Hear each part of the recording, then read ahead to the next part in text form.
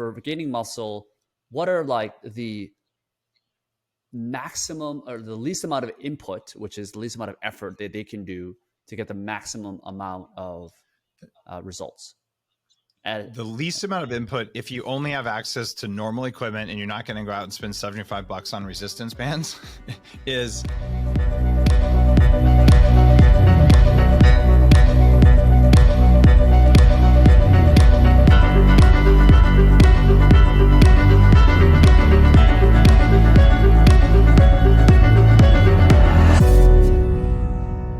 Welcome to Growth Minds. Whether it's your first time here or you've been here before, I'm curious to know what it is that brought you here.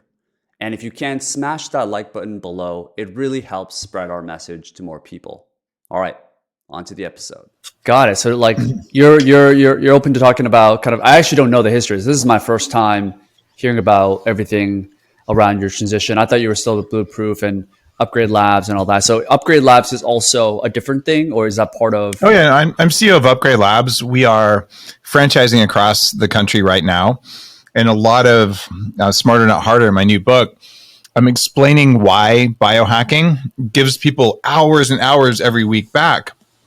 Most people don't exercise because it doesn't work very well. You spend hours and hours at the gym.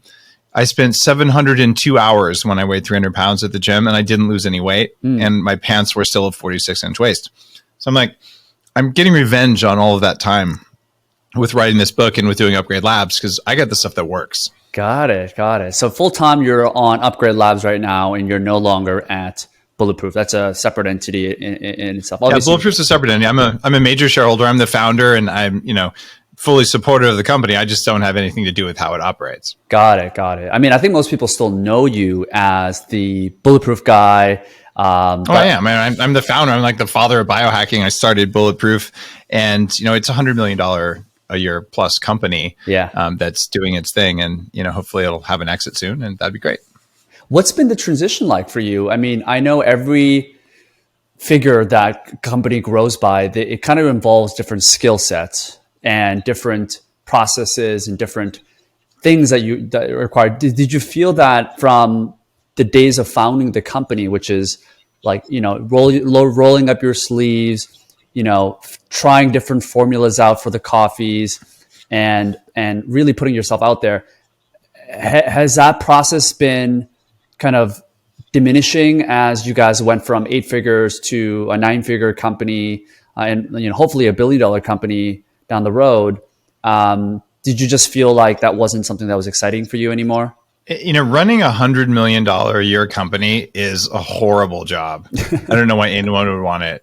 It's an incredible amount of pressure, and it's not like self-imposed pressure. It's actually a lot of it's regulatory imposed pressure and senseless lawsuit pressure from people just looking to scalp something from you. And it's just like constant firefighting for meaningless stuff. And then a bunch of leadership stuff. And no matter how good of a leader you are, a major part of leadership is finding people who are not doing their job, either because they're narcissists or sociopaths or just they're not at that level, and then telling them you're fired. Right. And you do your best to help them. But if you try to help a narcissist, they just poison your organization. So how much innovation, how much leadership from leading the world of biohacking? Like, I started this movement. I'm still the leader of biohacking. And for me to do CEO of a big company job is a 60-hour-a-week job. And I'm writing a New York Times bestseller every year or two and doing 100 episodes of the podcast. And I run a thriving biohacking conference where we'll probably have about 5,000 people this year in Florida. By the way, biohackingconference.com if you want to come hang out with the coolest people in the world. So like all of that, I don't know how to do that and be like a product innovation. So my real job is chief evangelist officer. And that means I need a full operating team to run a big company. As it is, I'm running about 6 companies. I'm running Upgrade Labs, Danger Coffee, 40 Years of Zen, which is my brain upgrade neurofeedback company that's just doing so well. And people come and spend 5 days with my team upgrading their brains with technology. It's incredible.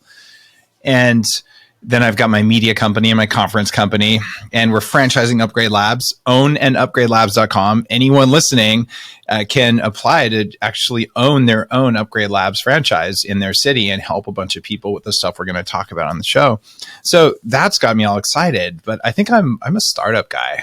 Like I'm an advisor to 25 companies, and I'm making biohacking a multi-billion-dollar industry.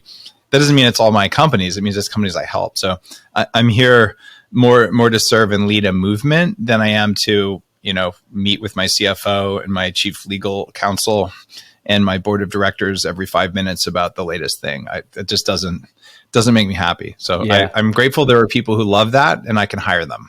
No, I get it. I'm also grateful that there are people who love that and I can fire them if they don't do what they say they're going to do. And I don't like doing that part of any job, but that's the hardest part of being a leader and a CEO is sitting someone down who, maybe has not your own best interests at heart, or maybe they're just not competent, and saying, thank you. This isn't the place for you. And no one likes that, but it's such an important part of the job. I've just had to be good at that.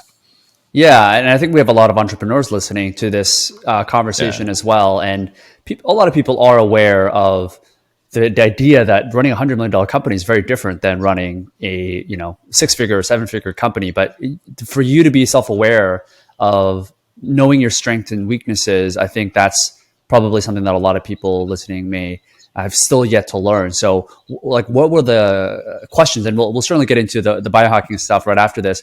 What were kind of the questions that you had to ask yourself to really go deeper into whether you wanted to continue being the operations of Bulletproof or not? But it became pretty clear early on what are the things that give me energy back? And one of the guys I've interviewed on my show, Dan Sullivan, has been coaching entrepreneurs for 40 years. And he kind of teaches you this bucket system. And I've actually written about this in my like personal development book called Game Changers. And it said there's 3 buckets for everything you do in a day, and stuff that takes energy, stuff that's kind of neutral, you don't like it, but you could do it, and then stuff that gives you energy. And then you ask yourself, well, what percentage of time do you want to spend on things that suck your energy? And what would you say? Probably, yeah. Like the, analytic stuff, just like more operations spreadsheets. Yeah. Like I relate more to you in terms of being an evangelist and innovating. So what percentage of your time do you want to spend on stuff that sucks? Ideally 0, right? Exactly. Right. So if you're sitting there and you say, okay, you have 3 buckets, you want to basically put 70-80% in stuff that feeds you more energy than you put into it.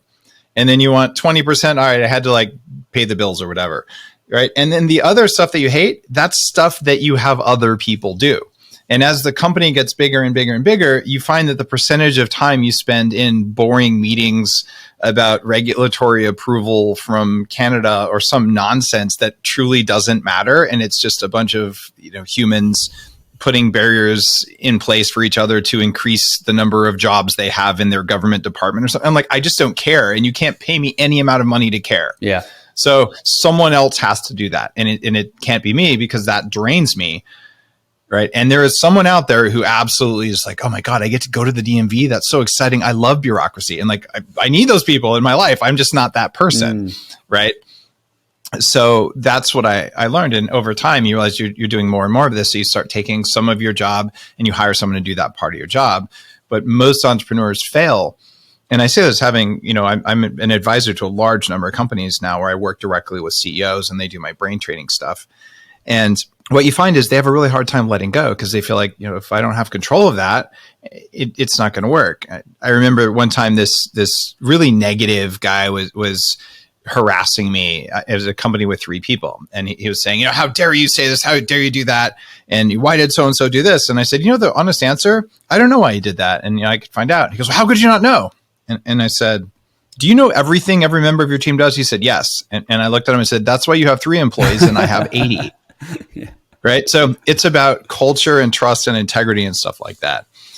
So it's just, you have to be willing to let go and trust. And probably where I failed the most is not seeing when things are going off the rails or when someone's being sneaky. Right. So one of my books, probably the book after the next one, will be about narcissism and sociopathy, because I've had a master class in that multiple times. Interesting. Yeah. There's a reason I'm off my board of directors. There's a reason I've had people embezzle from me, and there's a reason I didn't see it. And now I learned how to see it. So I have better boundaries than I did, but you get punched a few times in the face, you learn. Oh, that's fascinating. I'd love to know when that book comes out. And now you have this new brand called Danger Coffee, which is taking all the lessons you've learned from Bulletproof, all the innovation you've done, and obviously spinning it off into another innovative brand. But it's a totally separate idea. I mean, Bulletproof was about clean coffee. Okay. And Danger Coffee is actually about coffee that puts something else back into you. So Danger Coffee it says on the label, mold tested, and there's very few brands that do that anymore. And so clean doesn't mean much, but mold tested does mean something. And it's full of trace minerals that everyone is lacking now. And trace minerals affect how liquids get absorbed in your body. So you drink even just black Danger Coffee, you're like, what just happened? I feel different than I do with normal coffee. And it's called Danger Coffee because who knows what you might do? I mean, you're going to have more energy than you did before, and you might start a company. You might ask that girl out. You're going to do something dangerous because you got your power back. And there's two ways of having a peaceful world. In one view of it, everyone is so tired and weak and powerless that they're peaceful. And in the other one, everyone is incredibly dangerous. Who knows what they might do, but they have so much energy that they do the right thing and that they're nice to each other because they feel good. And I want to live in that world. So that's why it's called Danger Coffee. By the way, one of the things that I admire most about you and why I'm so excited for this human psychology book to come out is I've always thought you were like the master of human psychology. And branding is certainly in that subset. Obviously, being able to promote is in that certain set, because a lot of that is understanding how humans think and how humans work. And Bulletproof is another example. Danger is another example. But your new book, Smarter Not Harder, talks about the laziness principle. And there you go. and how to make laziness work for us. And it's so like brilliant because humans are naturally lazy, right? It's a reason why we take Xanax instead of trying to meditate, and it's you kind of crafted it so that people can immediately relate to it. But let's talk about that. So talk to me about what the Meat OS is and what the laziness principle is. All right. Inside your body right now, there's an entire operating system that's invisible to you. You're like an application that's been installed on your operating system, right? So what's happening is, when something happens in the world around us, like I snap my fingers, you hear it right away, right? Except you don't. What's really happening is that it takes about, if you're young and your brain works, it takes about a quarter second before your brain gets the first electrical wiggle that says something happened. And if you're over 40 and you haven't hacked your brain, it takes about a third of a second. So I have the brain response time of an 18-year-old because I've hacked my brain. So even then, it's a quarter second. So your body had this window where it decides what to do. And even worse, it decides what to show you about the world around you before your brain has any evidence of even hearing it. And once your brain hears it, you still have to interpret what it is. Oh, that was Dave snapping his fingers.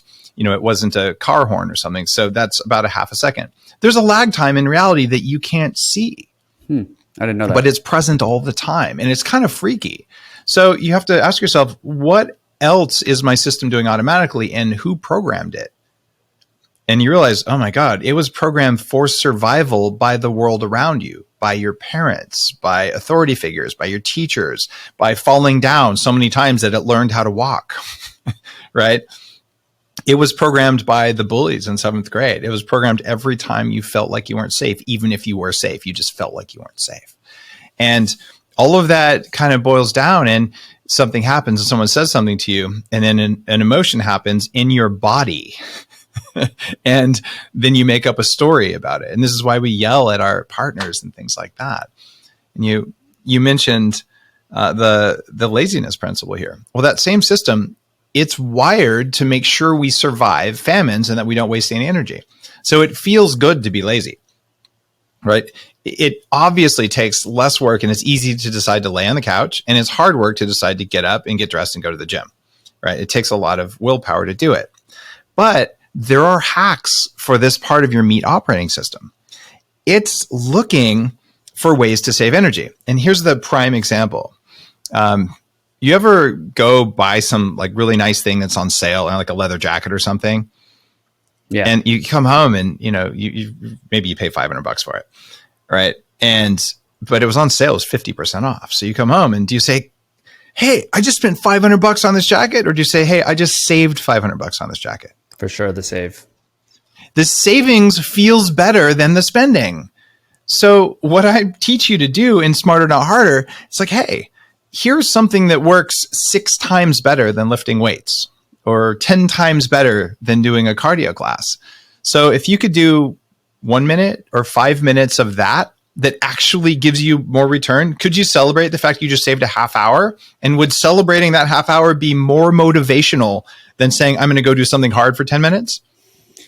It is. Yeah. If you're saying less effort, more results. It's pretty logical. So focusing on the savings, that's how people convince you to buy crap you don't need. Why don't you use that same thing that marketers use against you to convince your meat operating system that it's a good idea to do this? In fact, it's attractive to do this because you're going to save so much pain. So you didn't have to go to the sweaty spin class where it smells like whatever it smells like, and there's someone yelling at you in the front of the class to get up and spin and whatever. And maybe you love that, and then you should go. But for the rest of us, which is a lot of us who just don't love that, and maybe we go because we're good people and we used all of our energy to make willpower to overcome our inherent laziness, well, screw that noise. What if we just say, yeah, I'm lazy. I did the thing that took 5 minutes. I didn't have to change clothes. I didn't have to sweat. Oh, and by the way, I got 6 times better cardiovascular measurements as a result of my behavior. And then I had a cupcake. It's okay. Like, you can do that. Yeah. So it sounds great in theory. Like, it totally makes sense. And I think everyone can agree. What do you mean in theory? Unless I'm just saying, if what I'm saying isn't true. If it is true, does it sound good? The principles. Yes, exactly. If it's true, then now I think I can already imagine people are thinking, okay, but what exactly are the things that are going to allow me to work less and get better results in less time? So maybe we can go into that. Okay. So in Smarter Not Harder, I introduce a new principle, we'll say of biology, or at least of biological adaptation. And the way our body works is we receive a signal from the world around us. And that's in the definition of biohacking. The definition is the art and science of changing the environment around you and inside of you so you have full control of your own biology. In Smarter Not Harder, I'm saying, hey, we have enough data now to tell you what signals create what responses fastest. And what we always believed was, well, there's 2 kinds of exercise. There's running away from tigers, and there's picking up rocks, or variations on those, right? Like, that's what we do. Yeah. And if you want to get stronger, you just do more of it. So you say, well, I'm just going to get on a bike and I'm going to go to 70% of my max capacity. I'm just going to pound it out like for 45 minutes or an hour, right? And that's going to have to make a big difference. I'm sweating, I'm tired. Well, it turns out that if you use an AI algorithm to bring yourself to the maximum exertion possible for, it's going to sound really hard, 10 seconds, but then you magically train your body to recover exceptionally quickly, that quick up and the quick recovery works literally 6 times better than 70% for an hour. You didn't have to sweat. All you had to do was run away from a tiger like there's actually a tiger, but then recover quickly. So what it is we're shaping the signal that goes into your body, and the body will change rapidly. There are 3 studies now that show that this provably works better than all the cardio that you think you have to do to be healthy. So all the people listening are saying, well, I don't really like it, but I get up and I go for a run 3 times a week, and I know it's going to make me have cardiovascular endurance. Yeah, you're getting basically pennies on the dollar compared to what you could get for that time. Got it. And I will just be straight up. I hate exercising. When I weighed 300 pounds, I went to the gym an hour and a half a day, 6 days a week. And I did this for 18 months straight on a low calorie, semi-vegetarian diet. At the end of the time, I could max all but 2 of the machines out. And I still had a 46-inch waist. I was still fat. Yeah, I was stronger. I had more muscle mass, whatever, but I was still fat. And I was like, man, maybe I'm eating too much lettuce because that's all that's left. It didn't work. So I spent 702 hours on stuff that didn't work. And if I'd have known what I know now, what if I'd known what's in Smarter Not Harder, I would have spent literally 30 minutes a week and I would have gotten much better results. Yeah. And I'm just getting revenge for all that wasted time in the gym that didn't work. It's fascinating. So you're saying, just to track back there, you're saying a minute of, it's basically like HIIT, right? So it's like intensive. It's different than HIIT. Okay. It's called reduced exertion HIIT. So what HIIT is better than doing endurance cardio for improving cardiovascular function, but reduced exertion HIIT, which is done with AI when you do it at its maximum best. But what it is, it's getting your body into this state for just like a couple seconds. But the trick is how quickly can you recover? So I use technology to help myself recover faster than I normally would. And what is that if you wanted to do this at home? Yeah. Can you do that I talk about it. If you wanted to do like the cheat version, it's not exactly the same, but it's similar enough. And I write about a couple ways to do it in Smarter Not Harder. But the easiest one is if you were to walk really slowly, like boring slow in a park, like you're sort of looking at a stick on the ground, you want to walk faster, it's uncomfortably slow, you're super chill. And then without any transition at all, you were to run like there's a rabid dog chasing you for your life. And you did that for 10 seconds. And then instead of walking again, lay on your back and just go directly into deep, slow breathing as fast as you can. It's that rapid transition from I'm going to die all the way back to I'm totally calm. If you can do that transition fast, magically you recover way better and your body adapts way more quickly. We're seeing about a 12% improvement in VO2 max, which is a marker of your ability of cardiovascular ability. And really, it's even a marker for aging. A 12% improvement is unheard of in 6 weeks versus a 2% improvement from doing it 5 days a week for 45 minutes a day. Interesting. Like this level of, oh my God, it's so much better. And at Upgrade Labs, we've got that tech. Same thing with muscles. You can build muscle 3 times faster than picking up rocks. And I go through a series of things, some of which you can do at home, that just work better per minute to put muscle on. I exercise with muscle building stuff 5 to 10 minutes a week. Like I don't want to spend, there's nothing wrong with it. I love yoga. I love hiking. Like I like activities with friends, but keep in mind, I was a 300-pound computer hacker. I still have stretch marks. I'm 8% body fat. I am never hungry. And I have a caffeine tattoo on my arm. I just turned 27%, Sean. I'm going to live to 180 years old. If you do the math, I just turned 50. And chronologically, I can 50, run circles. biological 27, you're saying? Yeah, well, 27% of my minimum of effective useful life, which is 180 years. And I'm serious about that. Like I wrote a big anti-aging book that's been really well received. I really want to go into that, by the way. It. Like longevity, okay. I love this topic. So we'll definitely go into that. Okay. From a high level, what you're saying, so it seems like compared to running endurance and just like long endurance, like trying for normal people, like doing like a HIIT workout is more effective. So that's kind of like the Pareto's principle. 20-80 of that allows people to get similar benefits. What you're doing seems to be the 20-80 of the 20-80, which, some people like did this math, which is like 4% of your inputs will get you 56 or 60% of the outputs. So you've really optimized that even further. Well, not really, because what I'm talking about works twice as good as HIIT. And it takes less time. In what measurements, though? In VO2 max. So if you want to know whether your cardiovascular stuff is working, VO2 max is the gold standard for that. Okay. And in this one example, I mean, there's 5 domains I teach people Smarter Not Harder, but just in cardiovascular fitness, this one thing, we're doubling the effectiveness of HIIT, but we're doubling the effectiveness in a tiny fraction of the time and even less in terms of suffering. So it's an order of magnitude better, not an 80-20 kind of thing. Wow. Okay. And what if people have goals that are beyond VO2 max, such as losing weight, losing fat, gaining strength? How would those apply? Thank you.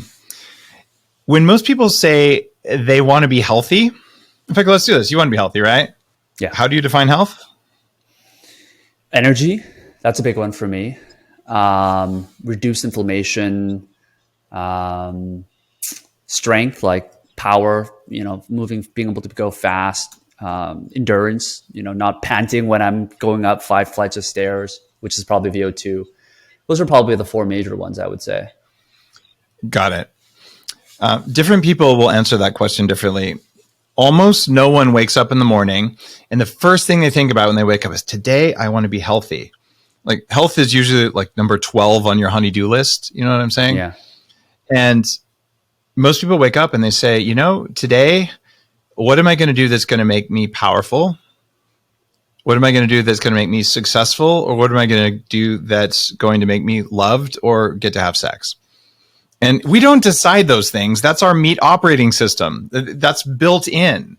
And then we wake up and we think we made those decisions, but those were feelings and desires that emerge from our bodies, from our tissues. And there's nothing wrong with that. So when you say health, unless you're really sick, it's just never going to make the top of the to-do list. And this is one of the reasons it's so hard to get up and do something that you think is healthy, even if it's not very healthy. Yeah. So what I found from starting the first biohacking lab ever, what is now Upgrade Labs, by the way, ownandupgradelabs.com is where you can open a franchise. We're opening these across the country right now, where you can come and do all of the kind of tech that's in the book, but you can also do it at home and you don't have to buy anything. I just teach you better ways. So the 5 domains that I've found over the last 10 years of running a facility in Santa Monica is, one of them you hit right on the head. It's energy. And it turns out energy and weight loss are the same goal. Things that give you more energy make you lose weight. And so I put those together in the book. Then there's strength, which is something you mentioned. There's endurance. Those are separate goals. If your goal is endurance, you shouldn't be building strength at the same time, because it turns out if you want to run marathons, you're not going to have substantial muscle mass. It doesn't work like that. You suppress growth hormone and you lose muscle when you do endurance, or you build for power. Sure. And you can still have some endurance, but if you just only want endurance, it's a different set of things you focus on.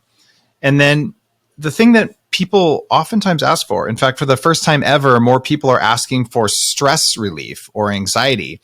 Well, I don't want to say treatments, but anxiety management for better ability to be resilient than they are for weight loss. So this is just after the last 2 years of government imposed control stuff, where they're saying, I am just overwhelmed. I want to deal with that as a part of my health goal. And then the final one is brain.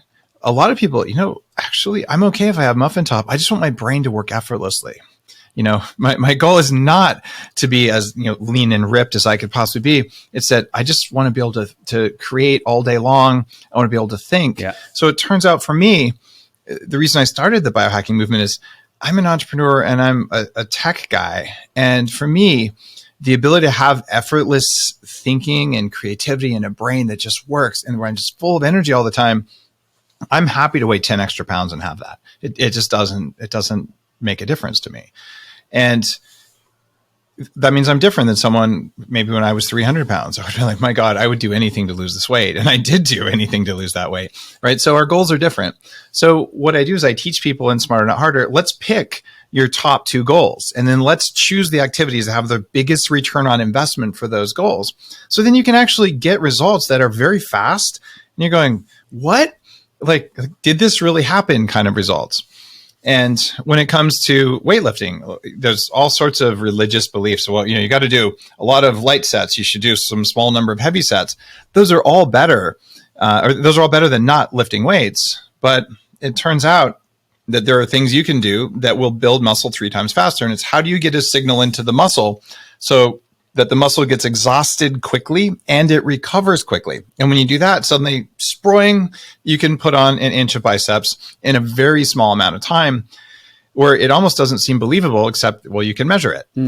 And sometimes, a lot of the time, working out less to get the signal in is better than working out more. Because when you work out more, your recovery takes so long that you miss the recovery window. So when it comes to putting on muscles, even something as basic as resistance bands, they put muscle on more quickly than working out with gravity. What I do at Upgrade Labs, we have an AI-driven machine where you're resisting a computerized winch that will always win. And it modulates the signal going into your body so you can move a lot more weight than you would move with gravity involved. Yeah. So I teach people all of the hacks for putting a load on your muscles that cause muscles to grow faster than just picking up weight. And so we do the same thing for the other goals. Yeah, so we have a lot of people that currently may not have access to in the locations of Upgrade Labs. Of course, and we're just opening up, and all those people should just open a franchise. I'm kidding. Yes, I'm sure somebody will listen to this. But for the average Joe or average Betty that are just listening to this right now, they don't have access to Upgrade Labs. They're going to a regular gym, or they have access to some stuff at home. If they want to, let's say for one, gain muscle, and then probably the second one would be to lose weight. For gaining muscle, what are like the maximum or the least amount of input, which is the least amount of effort that they can do to get the maximum amount of results? The least amount of input, if you only have access to normal equipment and you're not going to go out and spend $75 on resistance bands, which by the way is about what your gym membership probably costs anyway. But you go to the gym and you do, whether it's a machine or a free weight, and you lift it and you do an exceptionally slow release of the movement. That in studies works better than the way most people lift, right? And I have great respect for CrossFit. I mean, those guys are some of the leanest and also most overtrained and commonly injured that you'll come across. But the amount of fortitude it takes to do it's impressive. But you rarely see, hey, let's do only 5 reps, but each rep took 20 seconds to release it. So you're completely dead at the end of that. They're doing the opposite, which is let's go for maximum number of reps that you can do in X amount of time, or as quickly as you can do 50 of whatever's. And it turns out for building muscle, it's less efficient to say do as many as you can. It's much more efficient to say really, really, really slow eccentric movements. So you can go to the gym and change that. And then the other thing you do that is really under-respected is within 30 minutes of your workout, you need to have a substantial amount of animal protein. And plant-based protein just doesn't do the same thing. And I talk about why in the book. And the reason you do that is that if you put that signal into your body that says you may be called on to lift more than you think you can do, and you just got a signal that said, oh, wow, it's time to grow muscle. If there's no protein present, the body goes into a 48-hour cortisol spike. And if there is protein present, the body doesn't have a cortisol spike. So what I'm saying here is, okay, Dave, I'm not going to go to an Upgrade Labs. I'm not going to buy some resistance bands that change the input into my signal. I'm just going to go to the gym the way I did before. But I'm going to do 5 or 10 reps. I'm going to do what you said and do 10 or 20, a very, very slow as you can, letting this thing down. So after 5 of those, I'm dead. And I couldn't do another one. I'm going to do that, and I'm going to have my protein right afterwards. You're going to see more results, and it didn't take you very long. You can actually do that at home if you have a dumbbell at home. And what I teach people to do and what we focus on at Labs is, look, if you want to get like a sculpted tricep, back here, and you want to like have an amazing one, I don't know if this angle there, but if you want to get a tricep, I don't have amazing triceps because I haven't done dips in a while, but I don't train triceps. You have more than most 27-year-olds. Let's be honest. I'm feeling fine about my body. Yeah, right? Exactly. And keep in mind, I had a lot of body issues. I really was exceptionally fat. And what I do is I'm like, okay, let's do your chest. Let's do your lats. Let's do your quads, and let's do your glutes. And if we do those things, you got enough of a signal to change growth hormone, to change testosterone, and to carry enough muscle mass for your brain to work better. And if you have the metabolic benefits. And if you want to be a fitness competitor, or you want to be really good at your sport, you probably are also going to go to the gym. But the vast majority of your listeners are not playing athletics at that level, and they want to look pretty good. Yeah. And this is what makes you look pretty good, and it's what drives your metabolism to work well. And this is enough muscle mass to drive off all of the aging stuff that happens. And yes, there's benefits to yoga. I like yoga. I do it on occasion.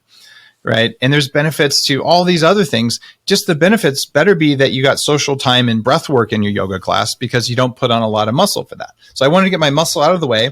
If I do that once a week, I look like this, and I do it for 5 minutes. Yeah. I like this because that's okay. I really like that advice, because I think most people are prone to just putting on more weight and most likely getting injured in the process. And what you're saying is, I mean, obviously you need some sort of resistance, but it's all about how you approach the exercise with good technique. It's not just putting on more weight, which is, I think, very common for people to think that way. It's funny because that meat operating system I talked about, it's constantly doing stuff against your interests. And when you're picking up a dumbbell, let's say, or a kettlebell, your body senses that there's gravity. So as soon as you wiggle a little bit, it accelerates at 9.8 meters per second squared. That's gravity. And all of a sudden the kettlebell is much heavier. That's why if you kind of do this, it's hard to catch it, right? Well, the body's automated systems realize, well, I can't let this guy exercise at full strength because you'd get injured. So it holds back like 2/3 of what you could possibly put on that muscle because it's afraid. And when you change and you pull gravity out, either by using resistance bands or by using this AI computer system we use at Upgrade Labs, then you suddenly are able to put a different load on the body. And it goes, oh, I guess I should adapt to that load. And then the adaptation happens very quickly. Yeah. And you can do this for cardio. You can do it for weights. You can do it for meditation. Some meditation maybe is way better than others. And you get more brain benefits per minute, or more relaxation and resilience benefits per minute from some than others. So what I'm doing for each of these 5 domains, for cognitive function, for strength, for endurance, what are the things that just give you the vast majority of the benefits in almost no time? I want you to do those and celebrate the fact you just saved 2 hours. And then if you still feel motivated, after that, I still want to go do whatever. I just think that going for a walk with your dog or with your girlfriend or whatever is probably a higher ROI on your time, because walking's good for you. Yeah, but it's not a cherry on top. Is it the same advice for losing weight, that what you mentioned about resisting slowly? If you put on more muscle mass, you'll probably lose weight better. When it comes to increasing energy in the cells, quite often weight loss is hormone based. And I talk about that. So if you're low on thyroid, or you're low on testosterone, whether you're a man or a woman, it's exceptionally hard to lose weight. It's one of the reasons I wasn't losing weight. And I talk in the book about how energy happens inside the cells coming on up. So a lot of the things that you do to increase energy and lose weight are not about endurance, and they're not about strength, although you need a little bit of those. Yeah. They're actually about training the cells to handle electricity better. And for those, I talk about in the book things you can do at home that are either breath-based or supplement-based. And when you have access to modern technology for that stuff, we do something at Upgrade Labs called pulsed electromagnetic frequency stimulation, where we use a very powerful electromagnet to open and close your cell membranes quickly. And when you do that and you have the right precursors present, you reboot your cell metabolism and they work better. And in Smarter, Not Harder, I just want people to do this stuff that has the most benefits in the least time. From a supplement perspective, I'm well known for taking like 100+ supplements a day. Yeah. I'm on an aggressive anti-aging program. And let's face it, I have an unlimited budget for supplements. Like I don't know how much I spend per month on supplements. If I looked, I would probably be embarrassed. How many figures? Like at least 4 figures a month? It's at least like $2,000 a month, I would guess. Oh my God. But okay, keep in mind, A, I do this for a living. Yes. B, I used to have an autoimmune condition. I was exceptionally fat, and I am doing everything you can do, and I write books about it. So I'm willing to invest everything I have in feeling better and having more energy, and I do. I think it's great. I mean, the reason why I think why people listen to you is because you spend that much money on yourself. I mean, we'll get into this, but you spend probably over $1 million, I think you said, to try and go and live to 180, right? It's probably pushing 2 million, but I had to spend almost $1 million just to get back to baseline. And what motivates me every day is if I had had any of my books when I was 19 years old, I wouldn't have had to do all this crap. Like it would have cost me $20,000 max to get fully healthy from the toxic mold exposure I had. I wouldn't have had fibromyalgia. My brain would have worked. My career would have been much better. And I would have been much less of an asshole for the first half of my life before I did a lot of the personal development work. Like a lot of good would have come from this. Yeah. And the thing is, all that time, I was desperately trying and I was doing what I thought would work. And I was going off of old information or flawed information. And so my job now is I'm just going to try it out and I'm going to show people so you don't have to go do all the work. No one needs to take as many supplements as I do.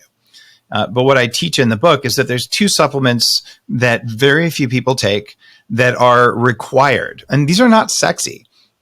I would love to tell you about my latest cognitive enhancing nootropic thing. And I do that. But all of these signals you send into your body for strength, for endurance, for any of these things, if you don't have minerals, you need the macro minerals and you need trace minerals. If you don't have those, the body cannot adapt the way it's supposed to. We used to get those because we put rock salt to preserve our food and we had minerals in our soil. Soil today is depleted, and plant-based diets pull minerals out of your tissues. They don't put minerals in. So we have an epidemic of soft bones in people. Even people who are healthy, the more plant-based you are, the more deficient in minerals you are. And I say this as a devout, well-educated vegan and raw vegan and a guy who really knows what he's talking about. It's just how it works. And the reason is that plants have compounds, several different ones that pull minerals out. So Danger Coffee, what's different there is I put in more than 50 trace minerals in pretty high doses. So when you make a cup of coffee, it's a form of mineral that helps escort liquids into cells. It's electrolytes. And it also has other minerals in it that can actually go into the cells and restore mineral balance. So when you have enough minerals in your cells, you can do anything better. And the thing that goes along with the minerals is vitamin DAKE. It's DAKNE. Oh, okay. And those are the fat soluble vitamins that drive minerals into your cells. So I don't care if you want endurance or if you want energy or if you want a brain that works better or you just want your workouts to work better. If you are lacking in those two things, you're weaker in all aspects. You're also more likely to get any infection, real or imagined, because the studies show people who don't have enough minerals and are low in vitamin D and the other things that balance it out, they just get sick more often from everything. Yeah. So why don't we all do that before we do everything else? Those are relatively affordable. And we're talking the vitamin DAKE that I make for Upgrade Labs. It's a 60-day supply, I think is like $39. So it's $20 a month. And that gets you those. And then minerals are going to cost you about the same amount.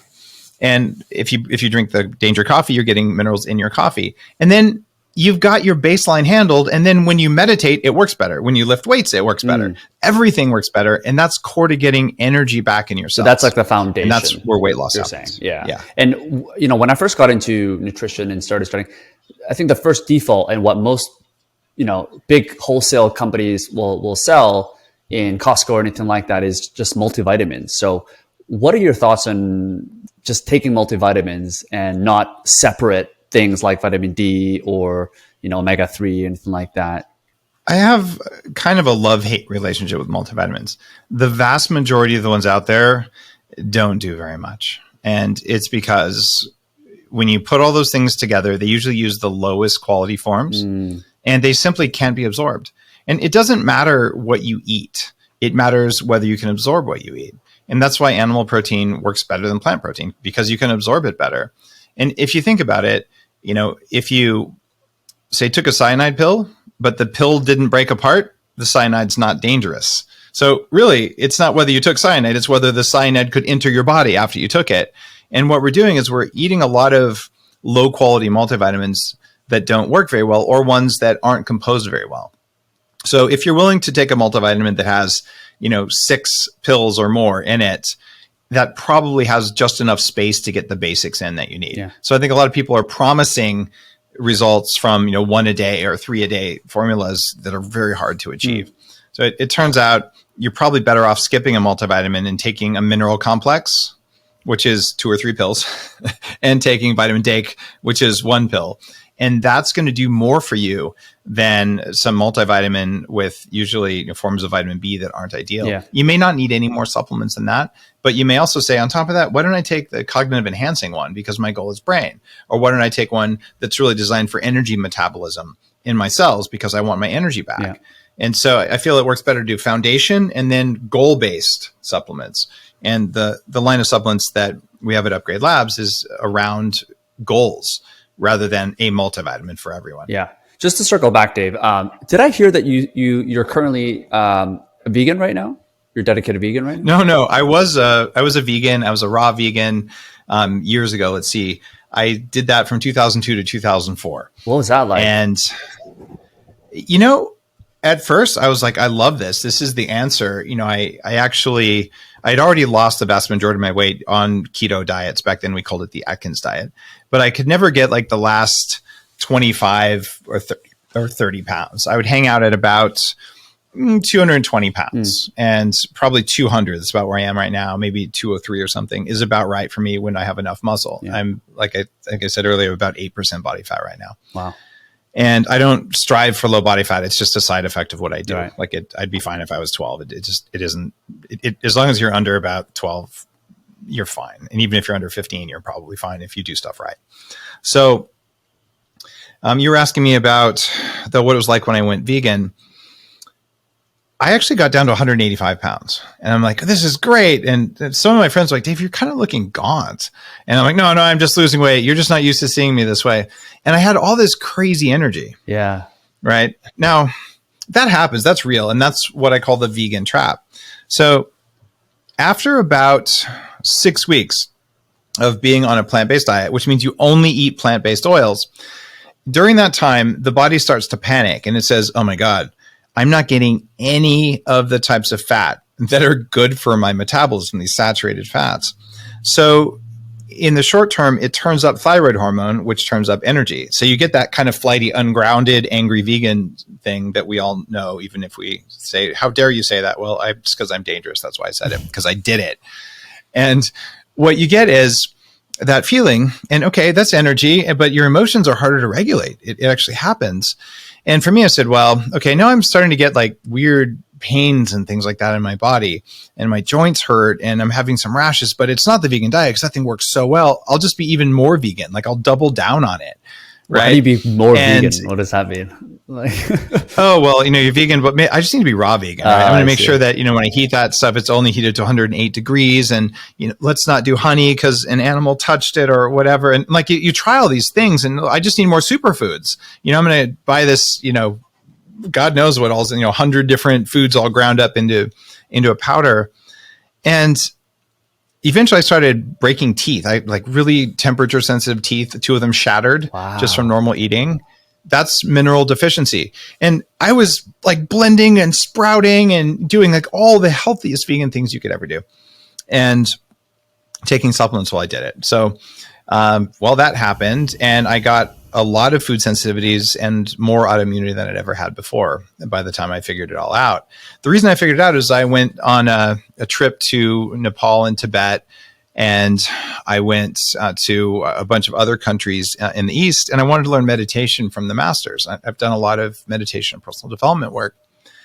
And I'm like, I'm not eating raw food in Tibet because there isn't any. Like you have, canned food and nuts or something. That was it. So I just stopped being a vegan and a raw vegan because of travel. And I did for a while become a raw omnivore. I added raw meat back in because I still wanted to be raw. Yeah. Long before Liver King and guys like that. But, you can take thin slices of steak and put vinegar on them and put them on a salad. And it's like, it's steak tartare. But like I said, I'll do anything to be healthy. That stuff just doesn't work very well. And what I realized is that the reason we cook a lot of our vegetables and the reason that we used to ferment and do all these weird things to grains is to reduce the plant toxins so that we could better tolerate the food. So raw isn't very good, and plants are full of toxins. It's great. If you're starving, you can eat grains. If you have not enough money to afford a higher quality food, grains are better than having no calories, but they're calories that come with mineral depletion and irritation of the gut and the immune system. So it's like better than starving. But if you make that the cornerstone of your plant-based, environmentally conscious diet, it's not good for you. It's bad for the soil, and it's actually bad for animals because we will have no animals. So I only eat grass-fed animals. I've run a regenerative agriculture farm for about the last 8 years. I eat the animals that I raise. And sometimes I eat grass-fed animals from other farms, but I'm a conscious meat eater. And I do not know how to have the body that I do and the brain that I do and to age at the rate that I am aging, which is backwards, without animal protein from healthy animals. Let's stop industrial animal production right now, but let's stop industrial farming with glyphosate. And that farming kills every animal that lives on the land. There's no more butterflies. There's no more turtles, no more salamanders, no bunnies, no cute mice, nothing. It's sterile earth. I don't want to eat that food either. Yeah. Would you make a similar argument for people going the other direction? The carnivore diets, let's say they're eating grass-fed meat, but that's the only thing that they're eating. And it's a similar trap, right? Meaning that, Jordan Peterson talks about this, where you get this burst of energy and you're like, this is the best thing that I've ever done. Why didn't I do this before? And people are going nuts. And I'm wondering, like, what are the side effects that maybe you found from being a vegan after many months that you didn't, know in the beginning because of this trap? So obviously you have way more research than I do on this. This is a great and very insightful question. It turns out the keto trap and the carnivore trap are the same as the vegan trap. Huh.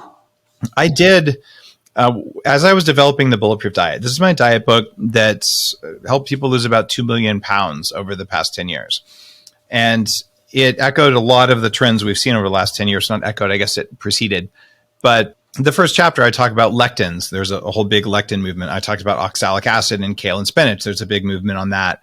I was on Joe Rogan like 7 years ago. I was like, Joe, you got to stop the kale smoothies, man. And it took him like 7 years later. He's on with Mike Tyson saying, yeah, I quit eating kale because of the oxalates, right? It happens. Huh. So these are things that we're all becoming aware of over time. And as I was developing the Bulletproof Diet, I said, well, I'm going to try the full keto. I ate meat and eggs and butter.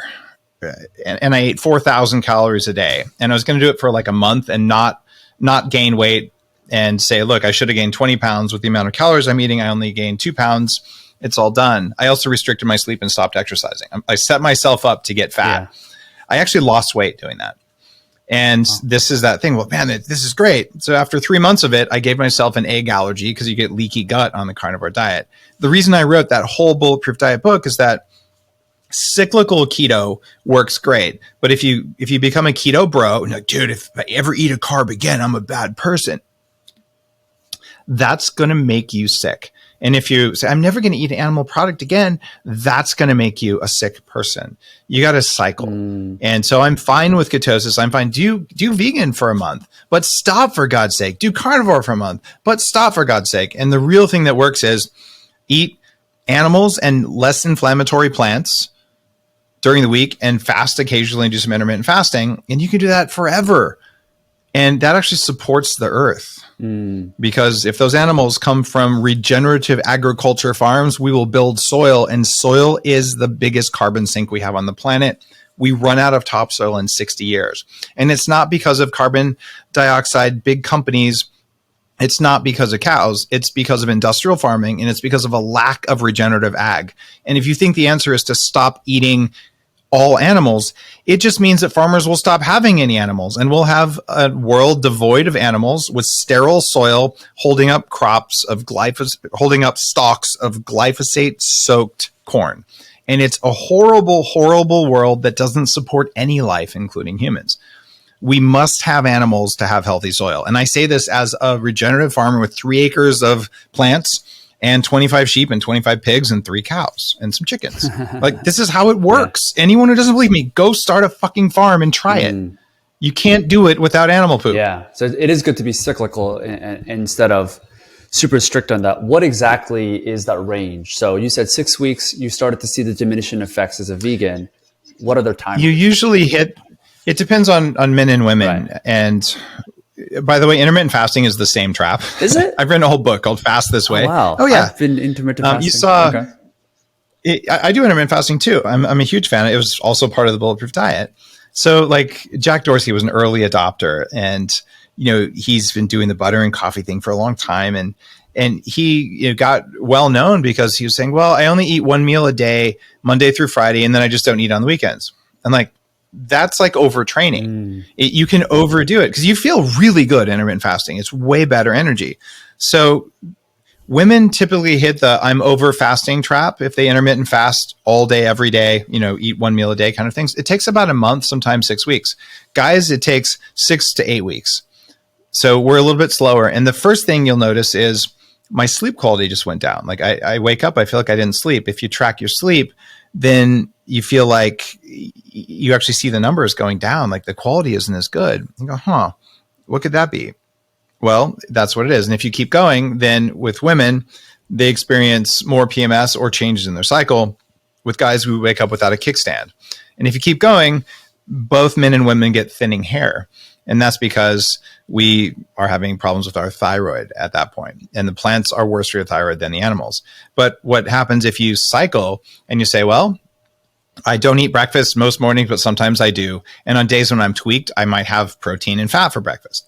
So it turns out fasting based on your current state works really well. And it's part of what I teach you in Smarter, Not Harder. It's that your current state is really important for determining what to do. When you walk into an Upgrade Labs, we do an assessment with a medical quality machine that looks at the electrical capacity of your cells and where fat, muscle, and water are deposited in your body. And if you come in and you're like completely blown out, you're jet lagged, you're highly inflamed, and saying, I want to get swole, I'm gonna be like, yeah, right. You're just going to go straight to the recovery side of the house. And we're going to get you to recover because you can't build muscle if you exercise right now. Your body's not set up for it. And if you come in saying, I need relaxation, and you're already fully there, it's like, how about we do some stuff that helps you with cellular energy metabolism because your body's ready to improve. So you look at your current state. So I would say intermittent fasting is great, but if you overdo it, you'll get sick. And I'll say carnivore, fine, do it for a little while, but unending carnivore isn't a great strategy for almost everyone, but some people, it's what they need for whatever case. I have yet to find someone who has the most energy, power, and longevity from a vegan diet. It just doesn't work, even a very conscious one. It's not good for humans. It's bad for animals, and it's even bad for the planet, which is why I just don't support it. It is not what they are telling you it is. It's an excuse to sell you potato chips as a plant-based food and to feed you the cheapest stuff possible. Human kibble is what Beyond Burger is. That's, data doesn't lie, right? I mean, there is not enough evidence, I feel, based on how recent these diets are to show how long people can live, because these are only out for 20, 30, 40 years, some of them. Oh, like, how would you know? There is evidence. There's evidence in what sense? Well, we have David Sinclair, who's a friend who's been on my show, talking about reversing cellular aging. And there's a company called True Age that uses 400,000 measurements of DNA methylation to determine your biological age, using something called the Horvath clock. So this is deep PhD level Nobel Prize kind of biology stuff. I've measured my age. I'm 11 and a quarter years younger than my biological age right now. So you can put someone on a plant-based diet, and if they were on a Coke and Pizza Hut diet, maybe going vegan is better than that. In fact, I'll tell you, it probably is. But eating a diet of low inflammation plants plus grass-fed animals is going to make their biological markers of inflammation and all their markers of aging as good as they're going to get. So they have data on this where they've compared. Absolutely, we have data on that. Interesting. Okay. And there's a group of people who argue for a high carb, low fat diet for longevity. I do not believe there's evidence for that. And the evidence they're relying on is a little bit flimsy, and it has to do with something called mTOR. But that's going to be a very complex, biology conversation that's going to go for about 10 minutes. We probably don't want to go there on your show. But I will tell you, eating a high sugar diet is bad for you. Eating a high plant oil like omega-6 seed oils, that's just provably bad for you. People don't know it, but if you eat a bowl of French fries, you're going to have inflammation for 48 hours. If you smoke a cigarette, you have 8 hours of inflammation. I don't do either one, but if you put a cigarette and you put a big plate of French fries cooked in canola oil in front of me, I would choose the cigarette if I had to pick one. Okay, so this kind of leads us into longevity, which is one of my favorite topics, and I know it is for you as well. You spent, now at this point, over $1 million to lower your biological age. You're 27 biologically, and you want to live to... No, I'm 27% biologically. I am whatever 50 minus 11 and a quarter is. So I'm 39 or something biologically. And you want to live to 180. So... At least. No one's done that, obviously. What are the... Has someone lived to 180 already? Well, it depends on how far back you want to look and what you believe. But I've got a book on my shelf over here from a guy. There's tons of evidence. He lived to 185 in India. It was written by the grandfather of his caretaker when he was still alive. Really? Maybe he lied. We don't really know. But there's a few corner cases out there. I wish I could tell you the name of the book. I just moved to Austin and I haven't unpacked all my shelves, but it's in my collection. And it's a fascinating and very hard to read book. But the guy basically every 10 years or something would go into a cave and do some incredible number of things to reset himself. Wow. And maybe it's all bullshit. I don't know. He was but vegan. We do know. No, I'm just kidding. I love it. He actually funny. just lived on air and butterfly. I have no idea. Yeah. But the main point here is that currently our oldest person is about 120. Okay. That person, let's see, 120 years ago, 1903. We haven't invented DNA. We haven't invented mitochondria. Not that they were there. We just didn't know about them. We couldn't manage them. We had no antibiotics. World War I was going to be fought on horseback still with biplanes as the first airplanes we ever had. They didn't have the ability to fight infectious disease. These people smoked and drank every day, ate bacon, ate a high saturated fat diet. And without any of the modern advantages, they made it to 120. So here's my basic supposition. Given that we have the internet and that you and I can have this conversation and that I can search hundreds of thousands of medical papers for free at any time, and so can everyone else, and I can order any kind of food from anywhere on the planet that I want, I can control every variable in my environment. If we can't do 50% better than our current best in the next 100 years, okay, think about that. Just the last 100 years of progress, if we can't do that with artificial intelligence, with all these things, it's either because a comet hit the planet or it's because an AI system wiped us all out or some kind of weird calamity, right? Maybe Elon's right. But it's inevitable that you and me and many, many other people are going to live way longer than Mother Nature ever intended and longer than we think. And it's going to change the world because we have an epidemic of a lack of wisdom. It used to be that you'd go to the elders and they were revered and their brains worked. And you'd sit around the fire and they would tell you, son, you really don't want to go out with her. You guys are a terrible match. And you go, but how could you know, grandfather elder? He goes, because I did it twice when I was 23. Right. And we pass our knowledge down, and that's where the good hunting ground is. And this technique works so much better and you wouldn't expect it. The reason I'm sitting here in front of you is that when I was in my mid-20s and I was so sick, I went to an anti-aging nonprofit group that met near Stanford University in Palo Alto. And I started learning techniques from people who were 3 times my age, my elders. And they taught me so much. And soon they asked me to be president and chairman of this nonprofit. So I'm like this kid compared to these guys. My 88-year-old board member, Mike, had 3 times my energy. He'd call me 11:30 at night. Like, Dave, I had the best idea ever. We got to do this. And he's like, hold on. His girlfriend, who's 36, is yelling at him. And I'm like, how is this even like this? This blows my mind because this guy can run circles around me and he's old. Well, imagine a world full of people. If you knew that you were going to be eating the plastic wrapper that you threw in the ocean, are you going to do it? No, having a long time frame like that is really, really important and powerful. Yeah. So my understanding is when it comes to average longevity, that the data was skewed because most newborns were dead. And obviously we had the world wars and everything, and all of these things kind of skewed. And before, when people were back in the 1900s or the 1800s, most people just died because of war or lack of antibiotics. And now it seems like when someone gets to 100, most people are just saying, that person died of old age. It was about time. And it kind of brings me back what David Sinclair said, which is advocating to call death a disease, something that can be cured. So I wanted to dig in a little bit about once you're past 140, 150, 160, what are the things that can actually kill us? Well, I would argue that death is not a disease. Death is inevitable. Even if we're immortal, the universe will collapse in on itself at some point.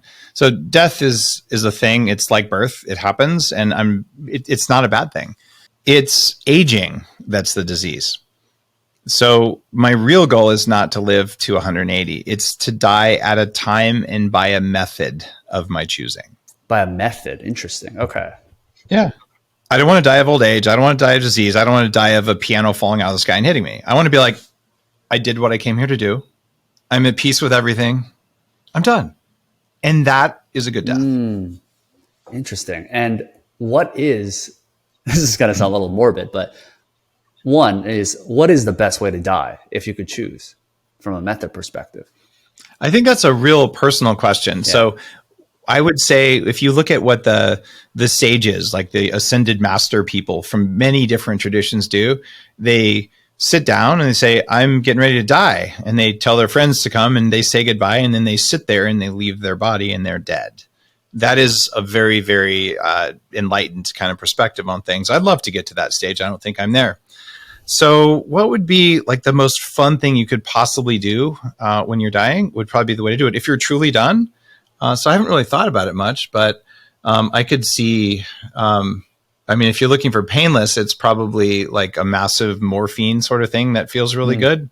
There's a lot of work now with psychedelics on becoming comfortable with death. When people are in hospice and they do a journey with psychedelic mushrooms, their fear of death goes down dramatically. The important thing is to die in a state that is not full of fear. Yeah. So that said, what would I do because of who I am? I kind of like the idea of going skydiving without a parachute because it would be so fun to just be like free falling, be like, I'm really old and I'm ready to go. And just then you're done. But I think it might be messy. So I probably wouldn't. Fascinating. Yeah. There's a great fable. I don't know. I haven't thought about that before. Well, there's a great fable about Alexander the Great where he said that when he dies, he wanted to be surrounded by loved ones, but there's 3 requests that he had. Number 1, he wanted his coffin carried by the best doctors that he was around him. The second one was he wanted all of his wealth, whether it's the gold that he had, to be spread across the land. And then the third, he wanted his hand chopped off and hung on the trees for everyone to see. And the idea there is that no amount of doctors that are great and powerful can cure death. The second one is that no matter how many riches you have and how much power you have, it's still going to remain on the ground by the time you die. And the third thing is you come into this world empty-handed and you'll also leave empty-handed. And I thought that was like a very beautiful way. I don't know if this is true or not. This might be the whole India guy from 180 years old. I love this, man. That it's so good. And the idea of spreading your wealth around, absolutely. And a lot of people love that. What do you want your legacy to be kind of question. And I'm always kind of bothered by that one. Like if you're doing what you do so people will think good things about you after you're dead, I think you're missing the boat. Like nothing I do is to create a legacy. I don't care if anyone ever says my name other than my kids and my friends. Yeah. When I'm done here. And I know some of the ideas I've introduced are like global wide. Like biohacking is a global movement now. It's a real thing. And I'm grateful for that every day. And I think it's going to reverberate. Whether my name's tied to it 100 years from now, I don't care. Unless I'm still alive and I'm still doing this, then I care. Well, right. So for someone that wants to live to 180, what is your relationship with death? I absolutely welcome it when it's time. And I have no fear of it. And I've done a lot of work. I've done shamanic training. I've studied all these esoteric lineages. I have chosen to, as a rational belief, to believe in reincarnation. And I was raised as an atheist, and then I became an agnostic, and I'm still open to everything. But number one, I've without the benefit of pharmaceuticals, I've experienced past lives that I have just no doubt about, and things that just you couldn't make up. But even if I take that aside, here's the rational approach to it. If you believe that death is the end, you will fear death and you will live your entire life trying to avoid it, and you'll be fearful and you'll just make bad decisions. If you instead choose to believe that reincarnation is real, when you're done, it's like starting the video game over again. Okay. So your fear of death goes down and then you make better decisions in life. Now, if you're right, then you'll lead a good life and you'll come back reincarnated better. And if you're wrong and you die, you won't know you were wrong. So you win either way. So the only rational approach, you should just decide that you believe in reincarnation because it makes life better for you, regardless of the truthfulness of it or not. Oh, wow. I've never heard someone frame it that way. No one's ever said that I know of, but that's my belief after a lot of contemplation. So my relation with death, I could die tomorrow and I'd be okay with it. I don't think my family would be that happy about it. And, I wouldn't feel like I was done, but it's the same as being born. It's an inevitable thing. So why would you fear the inevitable? You should welcome it and do it with grace. Well, speaking of the end, I think this is a great way to close it off, Dave. It is. Really enjoyed this conversation. Obviously, we want people to know about your book, Smart Not Harder. So maybe we can get it out there as well. Smarter, not harder. And I would just ask, if this interview was cool, if whoever's listening, if my work has made a difference for you, I'd love it if you just did me the courtesy of ordering the book now. Just go anywhere you like to get books, Smarter, Not Harder. And when you do that, it helps the book hit the New York Times list. I've already been on the list 4 times. This isn't for my ego. This is because when it hits the list, it helps others discover this kind of work. I know that when you read this book, you're going to save hundreds and hundreds of hours of your life, and you can apply those to anything that's valuable to you. And that's why I wrote the book. I did not write it to get rich. You don't get rich writing books. It's actually thousands of hours of work that goes into it. I wrote it for you. And if you would order it now, Smarter, Not Harder, anywhere you like to do it, I'd be grateful. Yep. And leave a review as well, because I think that also helps spread the word out. Amen. Thank you, Sean. Yeah, thank you so much, Dave. Anywhere else people can point out to and learn more about you as well? Sure. If you go to daveasprey.com, that's where kind of the nexus, there's 3,000 articles. There's 1,000 hours of video. And I'll teach you everything I know. And mostly I'll just do it for free unless you want to buy a book, because it matters. Beautiful. All right, guys. Thanks so much for tuning in. Dave, again, appreciate all the great insights and just for a great conversation. Really enjoyed it. Likewise, Sean. Great questions. All right.